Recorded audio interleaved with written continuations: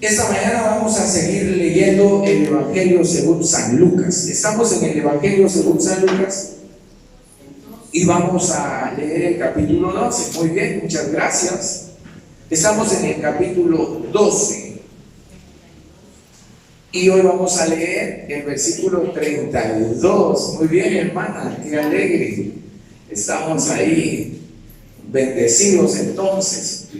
Queremos saludar a todos nuestros hermanos que están y nos siguen y están ahí al tanto de nuestros tiempos de servicio y de reflexión de la palabra del Señor. Y ahora estamos también en YouTube y ellos nos ven cada semana, nos están viendo ahí. ¿Qué le parece a usted? Entonces, mandamos un saludo cordial a cualquier parte de Guatemala o del mundo donde nos estén acompañando en esta reflexión. Lucas capítulo 12, versículo 32 al 34.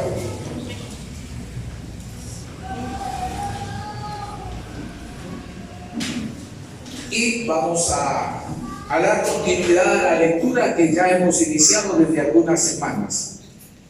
Dice la palabra del Señor, todos juntos, hermanos, como coro, no como solistas, por favor, como coro. ¿Ya?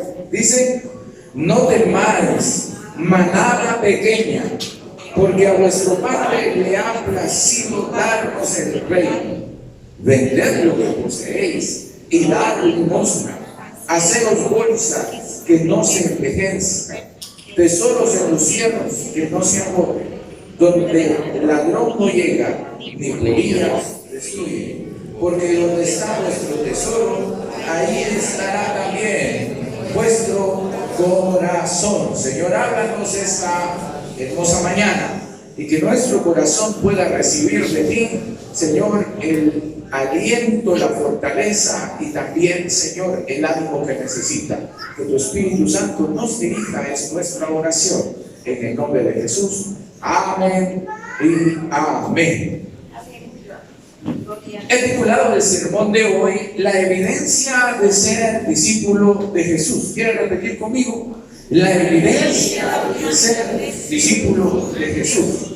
A esta altura de nuestra lectura, yo le pido que usted no deje por un lado que nuestra lectura inició con la historia de un joven insensato, así le llama la Biblia, un joven avaricioso que se acercó a Jesús. ¿Para qué?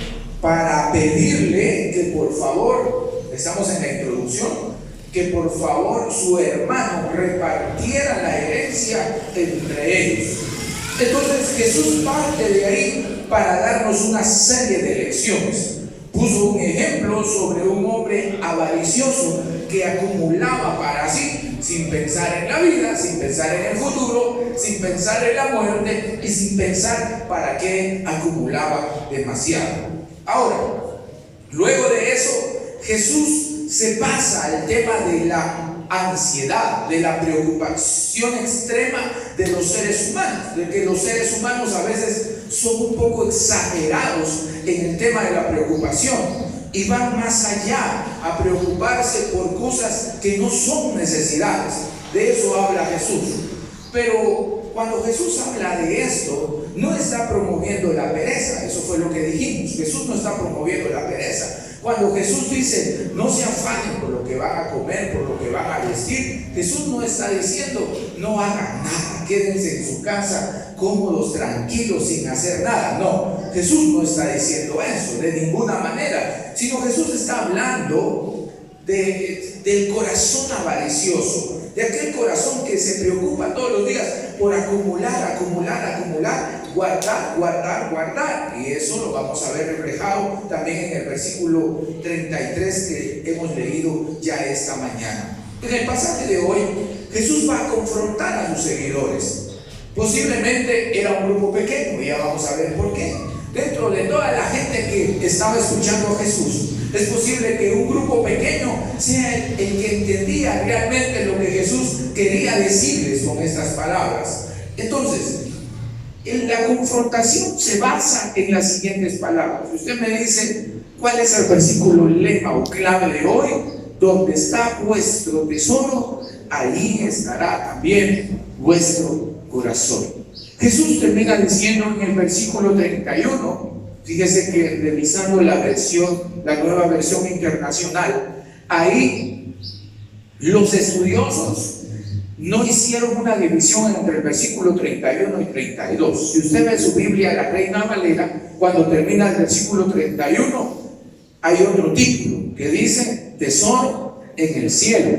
Pero fíjese que la nueva versión internacional quitó eso y dejó junto el versículo 31 con el versículo 32 hasta el versículo 34. Y yo creo que hicieron bien, porque la idea continúa. Lo que pasa es que cuando dividimos el pasaje o la Biblia así en bloques, a veces nos desconectamos de la línea de lo que viene diciéndonos la palabra del Señor. Y lo que hicieron en la nueva versión internacional me parece a mí genial, porque unificaron la idea. No hay una separación en la idea ahí. Entonces, el versículo 31, terminamos leyendo la última vez: mas buscad el reino de Dios, y todas estas cosas os serán añadidas. Ese es el mensaje con que termina Jesús.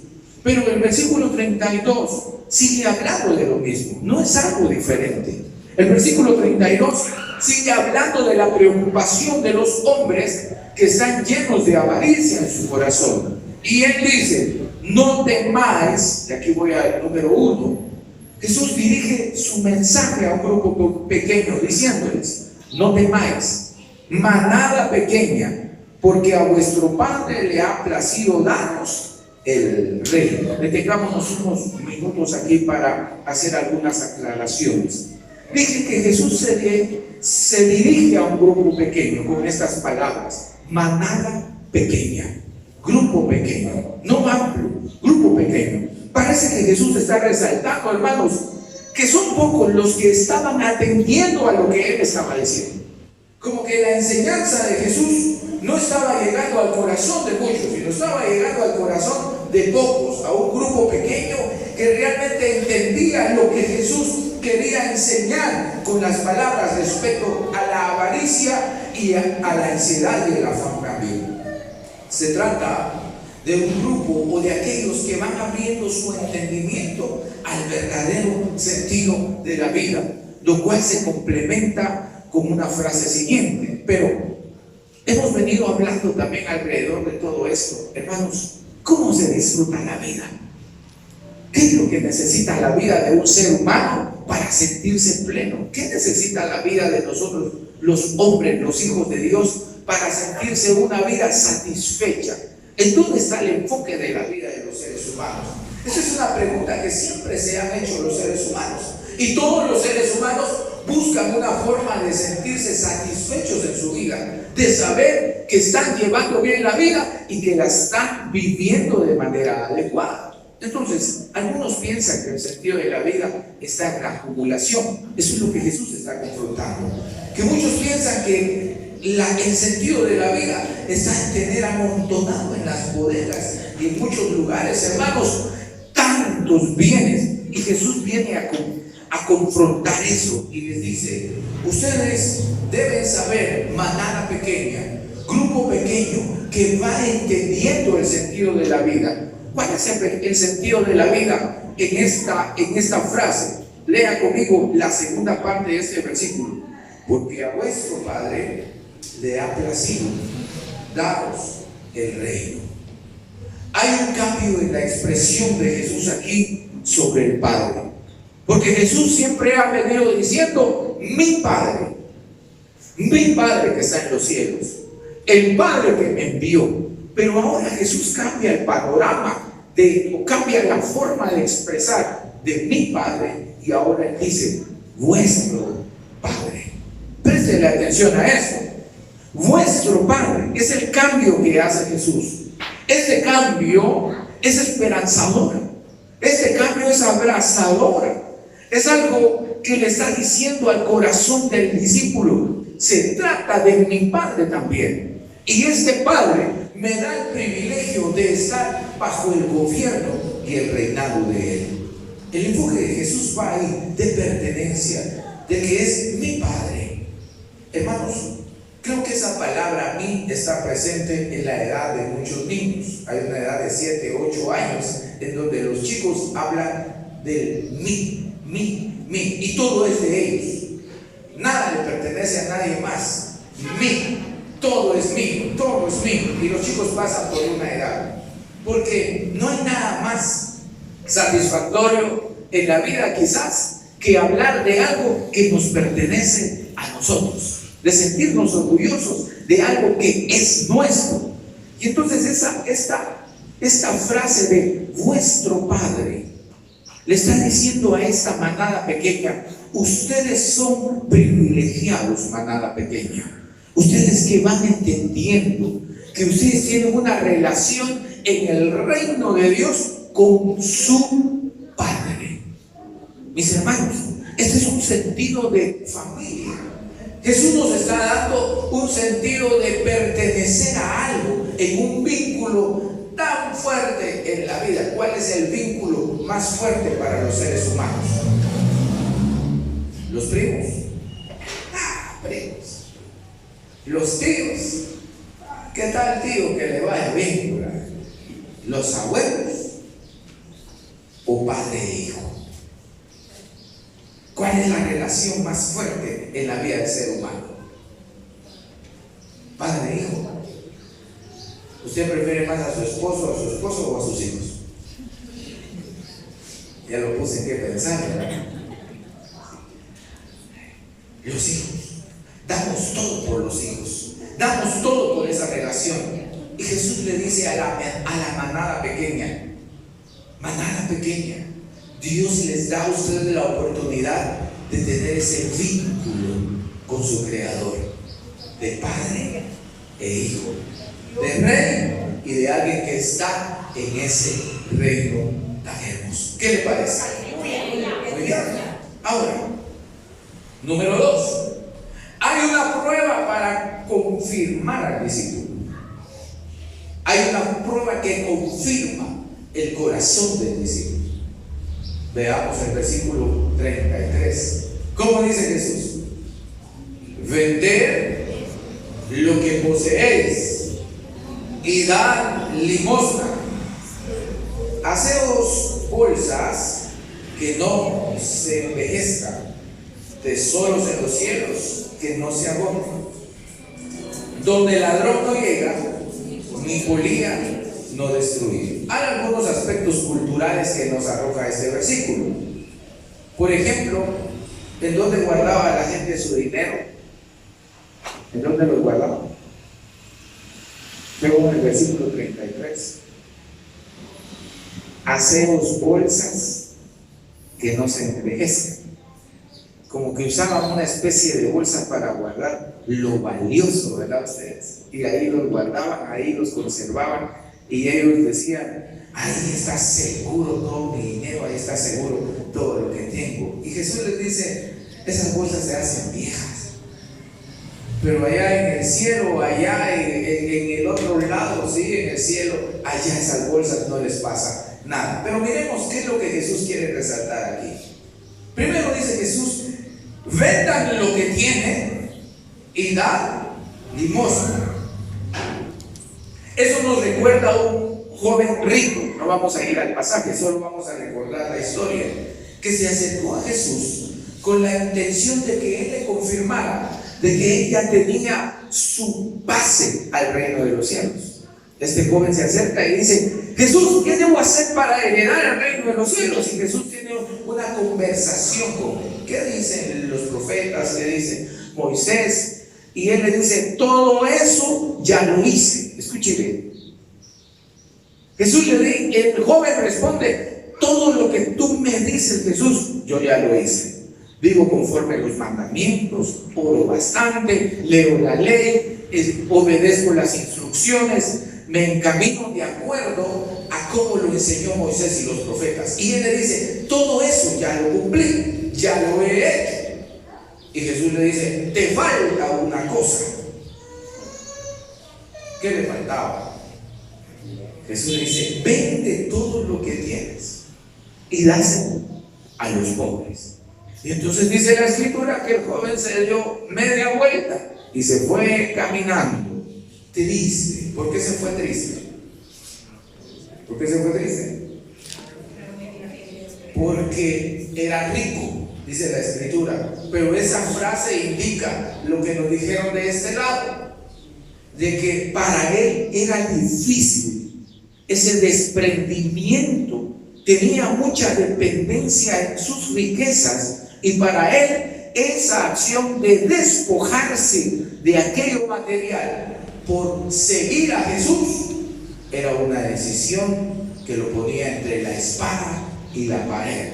Difícil para él. Para cuánta gente no es difícil esa decisión. Lo que nos está diciendo la Escritura aquí, hermanos, no debemos irnos por un lado que no es, porque recuerden que el origen de esto es la avaricia. Ese es el tema, el hilo que viene tejiendo este pasaje es la avaricia. Desde el versículo 12, 13, la avaricia es lo que viene tejiendo este tema. Pero Jesús le dice, miren ustedes, la forma de comprobar si el corazón de ustedes tiene una dependencia de las cosas materiales y terrenas, solo existe una forma: desháganse de todo eso, y vamos a ver si ustedes tienen la capacidad de poder deshacerse de todo lo material. Hermano, la capacidad que usted tiene para administrar sus bienes refleja en gran manera su dependencia de los bienes materiales. ¿Cómo administra usted su dinero? ¿Cómo administra usted los bienes que tiene de parte del Señor? Reflejan cuánto depende usted de esas cosas y cuán apegado está su corazón y su pensamiento en estas cosas. Un segundo aspecto que vamos a ver en este versículo es, como ya dijimos atrás, no se trata de ignorar las responsabilidades que corresponde a cada ser humano. Todos debemos trabajar. ¿Usted está consciente que debemos trabajar? Sí, estamos conscientes que debemos trabajar. Jesús no está anulando ni tampoco diciendo que nosotros no debamos trabajar. Los seres humanos tenemos que proveer, tenemos que cuidar, tenemos que amar y muchas cosas más. Lo que Jesús está haciendo es más bien comprobar si el ser humano es capaz de priorizar el reino de Dios. Lo que Jesús está diciendo es, con esto vamos a averiguar si ustedes tienen en su corazón la capacidad y el suficiente amor y la decisión para priorizar el reino de Dios y los principios y los valores del Evangelio en su corazón. Entonces, la mejor manera de hacerlo es despojándose de lo que nos amarra a este mundo. Hay algo que nos amarra a este mundo, hermanos. De dos cosas tiene usted de opciones: dejarse amarrar por esas cosas que lo tienen sujeto a este mundo, o pensar en lo que Jesús nos ofrece, hermanos, para nuestro futuro, o pensar en lo que Jesús le da al Hijo de Dios como ofrecimiento del máximo galardón o de la recompensa más grande de la vida del Hijo de Dios, la vida eterna. ¿Sí?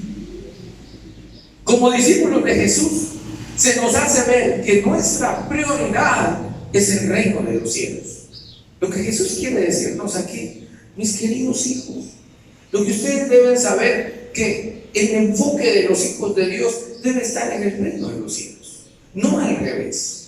El ser humano que ya ha conocido al Señor, esa manada pequeña que tiene el privilegio de comprender el tema de la salvación y la obra de Dios en nosotros, entienden lo que dice el versículo 31: mas buscad el reino de Dios y todas estas cosas os serán añadidas.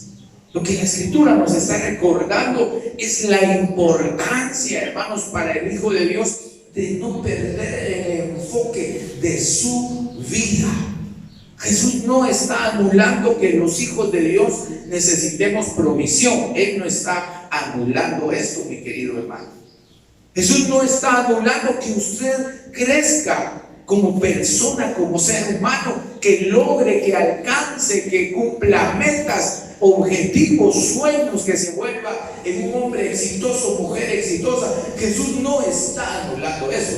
Lo que Jesús está recordándonos es la prioridad que nosotros, los hijos de Dios, debemos tener en la vida. Y no cambiar, hermanos, nuestro enfoque. Entonces, Jesús, como discípulos de Jesús, se nos hace ver que nuestra prioridad es el reino de los cielos. Usted puede tener bendición económica o de otro tipo, no importa cuál sea. Su capacidad de compartir con el que no tiene, de ofrendar, de apoyar proyectos, de diezmar, de administrar correctamente, son indicadores de su convicción de seguidor de Jesús. Solo hay una forma de comprobar, hermanos, nuestro compromiso con Dios. Y es que nosotros podamos creer, en primer lugar, en los principios que Dios enseña para nosotros. Un discípulo de Jesús o un discípulo de un maestro es alguien que acepta las enseñanzas del maestro. Es alguien que decide seguir y vivir y dejarse instruir por las enseñanzas del maestro. Y cuando usted tiene ese corazón, hermanos, y tiene la capacidad de administrar conforme a los principios de la palabra del Señor lo que el Señor pone en sus manos, usted está evidenciando, hermanos, de que usted cree en Jesús como su maestro y que usted es capaz de seguir, hermanos, la instrucción de Jesús. Entonces, de esto tenemos que decir algo. Los hijos de Dios valoramos más la fuente de provisión que la provisión misma. Lo que Jesús está trayendo a nuestra conciencia es que los seres humanos nos hemos aferrado más al maíz que al que hace que el maíz brote. Ese es el problema. Los hijos de Dios, o quizás voy a quitar esa frase y voy a decir, la humanidad se ha enfocado más en las cosas que según la Escritura vienen como añadidura. Se han enfocado más, hermanos, en hacer un sobreesfuerzo, en afanarse, en entrar en ansiedad por aquello, hermano, que el Señor las envía como provisión para los que le dan prioridad a Él. Y Jesús está trabajando eso en el corazón de sus oyentes. Está trabajando eso en el corazón de sus hijos. Hermano, este discurso de Jesús desencaja un poco o mucho con el discurso de nuestra sociedad de 2023. Es contradictorio, choca, hermanos, definitivamente choca. Porque Jesús nos está alineando y nos está diciendo, la prioridad del discípulo de Jesús es el reino de los cielos. Y el reino de los cielos permite que todo se desencadene alrededor de los hijos de Dios. Dele prioridad al reino, al gobierno de Dios en su vida, y usted va a tener un negocio que se desarrolla mejor. Dele prioridad al reino de Dios en su vida y usted va a tener un trabajo que produce. Dele prioridad al gobierno de Dios. El reino de Dios es sinónimo de gobierno de Dios en su vida, de que Dios esté presente en su vida. Dele usted prioridad al gobierno de Dios en su vida y va a tener una vida que avanza constantemente en todas las áreas, mi querido hermano, y que va desarrollándose, porque el gobierno de Dios trabaja nuestro carácter, trabaja nuestros pensamientos, trabaja nuestros proyectos, alinea nuestra visión. El proverbio dice, encomienda a Jehová que tu camino. Hermano, el gobierno de Dios nos conduce hacia un lugar seguro. Nos lleva por la ruta que asegura, hermanos, la provisión de Dios para usted y también para mí. Y lo que Jesús nos confronta esta mañana y lo confrontó a sus oyentes en este momento, es usted parte de esa manada pequeña.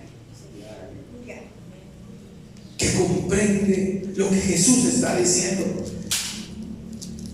¿Es usted de esa manada pequeña en donde su corazón y su mente pueden aceptar? Porque esto hay que aceptarlo. Jesús lo dice, Jesús lo enseña y lo comparte, y nuestra responsabilidad es aceptarlo o no aceptarla. Es decir, Jesús, me quedo con tus palabras, o simplemente decir, Jesús, no acepto tus palabras. Pero Jesús quiere recordarnos que los hijos de Dios debemos enderezar nuestra visión de la vida y nuestra fijación también en la vida. ¿Dónde está nuestro enfoque? ¿Qué es lo que queremos en la vida?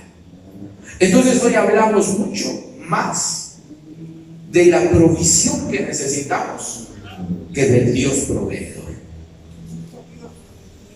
Hoy la gente habla más de producción, de números, de muchas cosas, de cuentas aquí y allá, pero habla menos de aquel que hace posible esa provisión. ¿Cómo habla usted? ¿Cómo habla usted? Tenemos que ser honestos, hermanos. A veces empezamos a hablar como nuestra sociedad, amarrada a este terreno, amarrado, hermano, a esta tierra. A veces empezamos a hablar así y empezamos a olvidarnos del proveedor. Empezamos a olvidarnos de cómo actúa el proveedor con nosotros, sus hijos. ¿Alguno de ustedes tiene experiencia de cómo actúa el proveedor? ¿Sí? Si le doy un tiempo a todos tienen un testimonio, hermanos, en donde no precisamente tuvieron que ir a trabajar 8 horas, 10 horas, una semana para que Dios les provea. Si le doy tiempo a cada uno de ustedes, estoy seguro que hacemos una lista de testimonios donde usted dice, pastor, esta era la situación y Dios la resolvió así, y no hay trabajo por medio. ¿Sí? ¿Desde cuándo hemos olvidado el papel de Dios como proveedor? ¿Desde cuándo ha olvidado usted, o yo como pastor y usted como iglesia, que Dios es proveedor? Los números son buenos, bastante buenos, porque nos ayudan a medir y nos ayudan también a reflejar el estado o la condición en la que estamos, hermano. Cuando usted suma sus gastos, suma sus ingresos, cuando usted hace cuentas de cuánto pudo producir, cuánto el Señor lo bendijo en el mes, eso le ayuda a ver cómo está su economía, ¿sí? Pero es un reflejo de cómo estamos. Pero no es la base de la provisión de los hijos de Dios. Y este es el mensaje que queremos recordar. ¿Y sabe por qué no? Número 3. ¿En dónde está enfocado mi corazón? Porque donde está vuestro tesoro, ahí estará también, ¿qué cosa? Vuestro corazón. Vuestro corazón. Mi querido hermano, esta mañana creo que es importante que nosotros pensemos un poquito en qué piensa nuestro corazón todos los días. Eso es fácil de detectar. ¿Dónde está mi corazón? ¿En qué piensa usted todos los días? ¿Qué es lo que más piensa usted? ¿Qué es lo que más le resuena en la cabeza, en la mente, en el corazón? ¿Qué es lo que más le rebota a él? Eso es lo que refleja dónde tiene usted el corazón. Es tan fácil. Cuando nos enamoramos, el corazón se desliga de él, de cualquier otro, y palpita, sueña, despierta, duerme, refacciona, desayuna. En todo tiempo el enamoramiento, hermanos, nos hace tener nuestra mente y el corazón puesto en un lugar. ¿Sí o no? Es el ejemplo que se me vino a la mente, no estaba aquí en el sermón, pero fue lo primero que se me ocurrió para decirle cómo es que podemos identificar en dónde nuestro corazón está enfocado. Los pensamientos más fuertes que tenemos, cómo hablamos, refleja también, hermanos, en dónde está nuestro corazón. Ustedes conocen a sus hermanos, a sus hermanas, las identifican por cómo hablan y ustedes dicen, este hermano solo de tal cosa habla. Este hermano todo el tiempo habla de Biblia, solo de Biblia habla, solo Biblia, solo Biblia, solo Biblia. En mis viajes me han acompañado varios hermanos de ustedes y cada vez que viajo podemos encontrar nuestro corazón y la esencia de nuestro corazón. Hay hermanos que me hablan en 5 horas de viajes solo de Biblia. Pastor, y dice que la Biblia, ¿qué? ¿Y qué dice usted? Y la Biblia, ¿y qué piensa usted? Y la Biblia, y hermano, todo el viaje es de Biblia. Si va un músico conmigo, 5 horas hablando de música. 5 horas hablando de eso. Mire, pastor, que esto y lo otro, y que no sé qué, que no puede decir, aquí, y empezamos, hermano. Si va un negociante conmigo, hermano, puro negocio. Fíjese, pastor, que el negocio, y ahora estoy pensando en esto, estoy pensando en lo otro. Si alguien descansó en la empresa por ahí, me anda hablando de la empresa, de los trabajadores, del gerente, de todas las cosas, el ambiente laboral, hermanos. Y entonces nos da a conocer cómo hablamos, hermanos. Refleja lo que tenemos aquí, lo que tenemos en el corazón cuando hablamos. Escúchese, grábese si quiere, pues, para poder identificar qué es lo que más resalta usted cuando habla, qué es lo que más dice usted cuando habla, porque eso refleja mucho lo que usted tiene aquí y lo que tiene aquí. Y Jesús dice, donde esté lo más valioso para usted, esa es otra forma de decir tesoros, donde esté lo que usted más valora, su preocupación también va a estar ahí. Su preocupación también va a estar enfocada.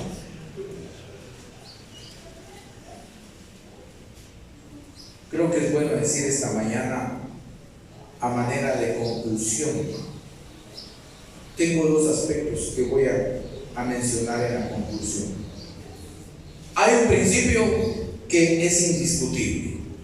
Somos bendecidos como hijos de Dios. ¿Cuántos son bendecidos como hijos de Dios? Somos bendecidos. Ese es un principio que nosotros no negociamos. Tenemos la bendición de Dios. En todo aspecto tenemos la bendición de Dios. Amén. Las palabras nos recuerdan hoy que Él siempre será nuestro proveedor a pesar de las circunstancias. Hermano, esta mañana lo que queremos dejar en su corazón es de que usted no olvide que Dios siempre será proveedor para su vida. Dios siempre estará ahí para corresponder a sus necesidades. Esa es una promesa, hermanos. Si el Señor se preocupa incluso por aquellos que le desprecian, ¿cuánto más no se va a preocupar por usted y por mí? Que le amamos, que hemos decidido rendirnos a Él. Y es lo que Jesús quiere despertar en nuestro corazón. Si el Señor hace salir su sol sobre buenos y malos, si el Señor hace caer su lluvia sobre buenos y malos, sobre toda la tierra, el Señor hace caer la lluvia para que todos tengan derecho a comer, hermanos. Y el Señor siempre nos confronta preguntándonos, ¿cuánto más ustedes que son hijos de nuestro Padre? Gloria al Señor.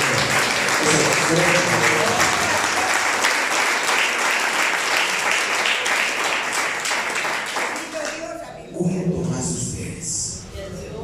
Y número 2, esta promesa de Dios como proveedor para nosotros debe cultivar la capacidad de compartir y de valorar más la fuente de provisión que la provisión misma. Escuchen, cuando usted es consciente que Dios es su proveedor, es menos dependiente de las cosas aquí en la tierra. ¿Y a dónde nos lleva eso? A ser libres de afán, porque de eso estamos hablando. A ser libres de ansiedad. Hermano, si usted lo pone ansioso, no tener algo que desea, las palabras deseos. Si a usted lo pone un poco enfermo, no tener algo que usted anhela con mucho su corazón, debe corregir un poquito esa parte. Porque usted está en ansiedad. Usted debe saber, hermanos, que las provisiones del Señor tienen que cultivar en nuestras vidas capacidad de compartir y de valorar más al proveedor que a la provisión misma. Porque cuando cambiamos esos papeles, nos convertimos en la sociedad que somos hoy. Somos una sociedad muy materialista. Somos una sociedad poco solidaria. Somos una sociedad muy egocentrista. Hermanos, a pesar de que tenemos bendición del Señor, nuestro corazón, hermanos, todavía está cautivado, hermanos, hacia nosotros mismos. Y el Señor confronta a la manada pequeña y le dice: ustedes deben pensar también en que no tienen. Deben pensar en Él. Y lo que los manda a hacer es vendan todo y desen al que no tiene. Esa es una prueba. Es la prueba más grande que le pueden hacer a ustedes y hacer a mí también.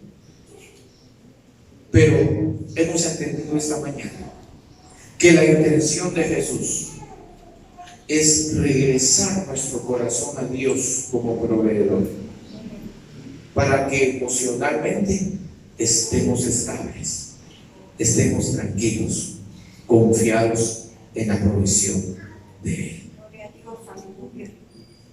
Hermano, ¿cuál es su dependencia?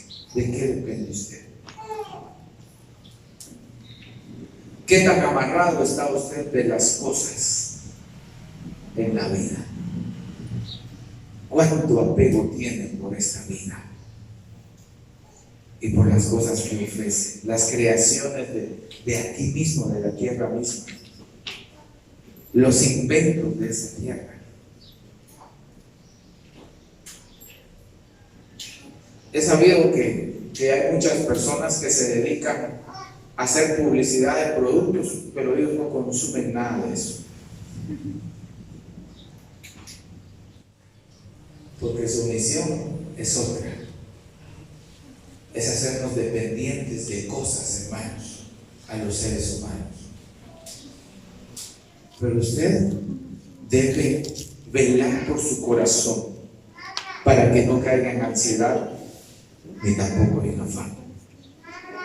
Que el Señor le dé esa seguridad de que nada le va a faltar y que Dios siempre va a proveer, y manténgase saludable emocionalmente. Amén.